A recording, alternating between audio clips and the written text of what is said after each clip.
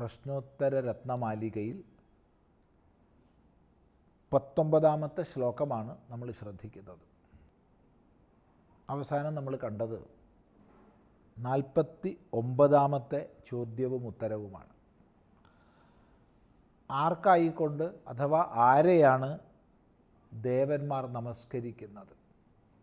ആർക്കായിക്കൊണ്ട് ദേവന്മാർ നമസ്കാരങ്ങളെ ചെയ്യുന്നു എന്നാണ് ചോദിച്ചത്. മറുപടി, ദയാപ്രധാനനായിക്കൊണ്ട് ദേവന്മാർ നമസ്കാരങ്ങളെ ചെയ്യുന്നു. അടുത്ത ചോദ്യം, കസ്മാദുദ്വേഗസ്യാദ് സംസാരാരണ്യത സുധിയഃ. കസ്മാദുദ്വേഗസ്യാദ്, എന്തിൽ നിന്നാണ് ഉദ്വേഗം ഉണ്ടാകുന്നത്? ഉദ്വേഗം എന്ന് പറഞ്ഞാൽ ഞെട്ടലാണ്. ഞെട്ടൽ. എന്തിനെയാണ് ഞെട്ടലോടുകൂടി നോക്കുന്നത്? എന്തിൽ നിന്നാണ് ഞെട്ടൽ ഉളവാകുന്നത്? അതാണ് ചോദ്യം. മറുപടി, സംസാരാരണ്യത സുധിയഃ. സുധിയഃ ശോഭനമായ ബുദ്ധിയോടൊത്തവർ സജ്ജനങ്ങൾ. സജ്ജനങ്ങൾ ഞെട്ടുന്നത് അല്ലെങ്കിൽ സജ്ജനങ്ങൾക്ക് ഉദ്വേഗം ഉണ്ടാകുന്നത് സംസാരാരണ്യത, സംസാരമാകുന്ന കൊടുങ്കാട്ടിൽ നിന്നാണ്. എൻ്റെ നിൻ്റെ എന്ന ഭ്രമങ്ങൾ, ശരീരാദ്യുപാധികളിൽ ഞാനെന്ന അഭിമാനം, ഇതെൻ്റെ കർമ്മം, ഇതിൻ്റെ ഫലം എനിക്ക് എന്നിത്യാദി അഹങ്കാര മമത്വങ്ങൾ, സർവോപരി ശരീര താതാത്മ്യം, ഇത് തന്നെയാണ് ഞാനെന്ന താതാത്മ്യം. ഈ അജ്ഞാന കാര്യങ്ങളോടൊക്കെ കൂടി ചേർന്ന് കർമ്മങ്ങളെ ചെയ്യുമ്പോൾ ആ കർമ്മങ്ങളുടെ സംസ്കാരം നമ്മളിൽ ശേഖരിക്കപ്പെടുന്നു. അതിൽ നിന്ന് വാസന ആവിർഭവിക്കുന്നു. വാസനാപ്രേരിതരായി വീണ്ടും കർമ്മം ചെയ്യുന്നു. അതിന് വീണ്ടും സംസ്കാരം, വാസന. ഇങ്ങനെ കർമ്മചക്രം മുന്നോട്ട് കറങ്ങുമ്പോൾ, പ്രാരബ്ധം നശിക്കുമ്പോൾ പുതിയ ശരീരത്തെ സ്വീകരിക്കേണ്ടതായി വരും.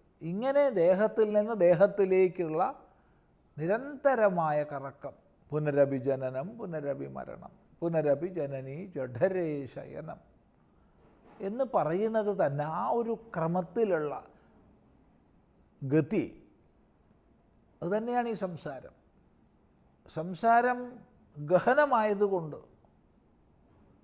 തിരിച്ചറിവില്ലാത്ത വിധം ഇരുട്ട് നിറഞ്ഞതായതുകൊണ്ട് അതിനെ ആരണ്യമായിട്ട് കൽപ്പിച്ചിരിക്കുകയാണ്, വനമായിട്ട് കൽപ്പിച്ചിരിക്കുകയാണ്. അപ്പോൾ ഈ സംസാരമാകുന്ന വനത്തിൽ നിന്ന് ഉദ്വേഗമുണ്ടാകുന്നു. ആർക്ക്? സുധിയഃ. സുധി, ശോഭനമായ ബുദ്ധിയോടുകൂടിയവർക്ക്, സദ്ബുദ്ധിയോടുകൂടിയവർക്ക് ഈ സംസാരമാണ് ഉദ്വേഗകരം എന്നർത്ഥം. കസ്യ വശേ പ്രാണിഗണ സത്യപ്രിയഭാഷിണോ വിനീതസ്യ ക്വ സ്ഥാതവ്യം ന്യായേ പഥി ദൃഷ്ടാദൃഷ്ടലാഭാഢ്യേ. കസ്യ വശേ പ്രാണിഗണ സത്യപ്രിയഭാഷിണോ വിനീതസ്യ ക്വ സ്ഥാതവ്യം ന്യായേ പഥി ദൃഷ്ടാദൃഷ്ടലാഭാഢ്യേ. ഈ 20ാമത്തെ ശ്ലോകം 51ാമത്തെ ചോദ്യത്തോടു കൂടിയാണ് ആരംഭിക്കുന്നത്. കസ്യ വശേ പ്രാണിഗണഃ. പ്രാണിഗണം, പ്രാണികളുടെ സമൂഹം. പ്രാണി എന്ന് പറഞ്ഞാൽ പ്രാണൻ ആർക്കുണ്ടോ അയാളാണ് പ്രാണി. എല്ലാ ജന്തുക്കളും പ്രാണികളാണ്. എല്ലാ ജീവജാലങ്ങളും പ്രാണികളാണ്. കാരണം പ്രാണനുള്ളത് കൊണ്ടാണ് അവർ ജീവിക്കുന്നത്. ജീവത്വം പ്രാണധാരണാത്. പ്രാണനെ ധരിക്കുന്നത് കൊണ്ടാണ് ജീവത്വം തന്നെ.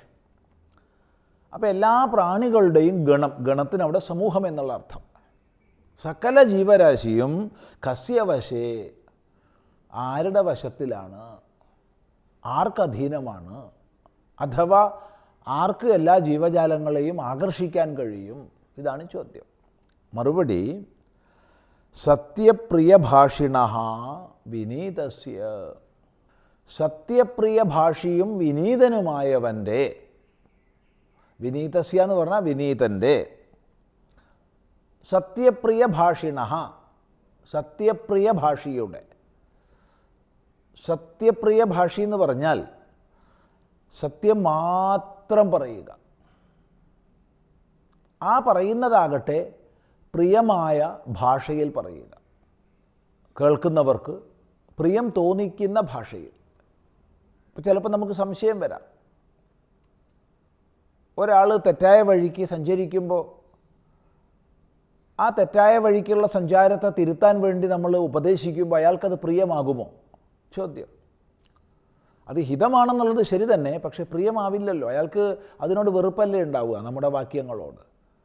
മറുപടി, അത്തരം സന്ദർഭത്തിൽ പോലും ആര് കേൾക്കുന്നുവോ അവർക്ക് പ്രിയകരമാകുന്ന രീതിയിൽ പറഞ്ഞു ശീലിക്കണം.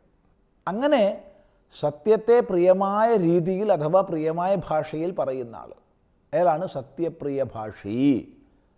തസ്യ സത്യപ്രിയ ഭാഷിണ. അതുപോലെ വിനീതൻ, നമ്രതയോടൊത്തവൻ, വിനയത്തോടൊത്തവൻ, ദുരഹങ്കാരത്താൽ അഥവാ ഗർവിനാൽ മറ്റുള്ളവരെ ആദരിക്കാത്തവനല്ല. മറിച്ച് ആത്മാദരമുണ്ട്, തന്നിൽ ആദരമുണ്ട്, അതേ സമയത്ത് എല്ലാവരെയും ആദരിക്കുന്നു, എല്ലാവരെയും ബഹുമാനിക്കുന്നു, താൻ നമ്രതയോടുകൂടിയിരിക്കുന്നു. അങ്ങനെ നമ്രതയോടുകൂടിയിരിക്കുന്ന ആളാണ് വിനീതൻ. അപ്പോൾ വിനീതനും സത്യപ്രിയ ഭാഷിയുമായ ആൾക്ക് എല്ലാവരും വശത്തിലായിരിക്കും, എല്ലാവർക്കും അയാൾ വേണ്ടപ്പെട്ട ആളായിരിക്കും, അയാൾ പ്രിയപ്പെട്ട ആളായിരിക്കും എന്ന് പറയുക ചെയ്യണത്.